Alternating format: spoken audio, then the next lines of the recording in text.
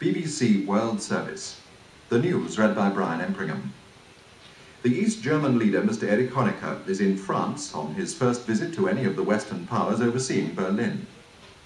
West Germany says it's responding to persistent calls from abroad for more expansive financial policies.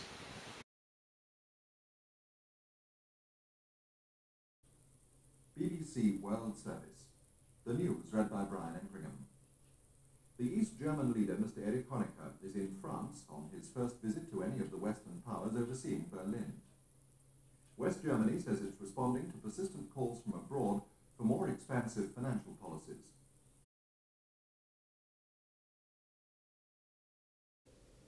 BBC World Service.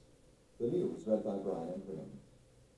The East German leader, Mr. Erich Honecker, is in France on his first visit to any of the Western powers overseeing Berlin.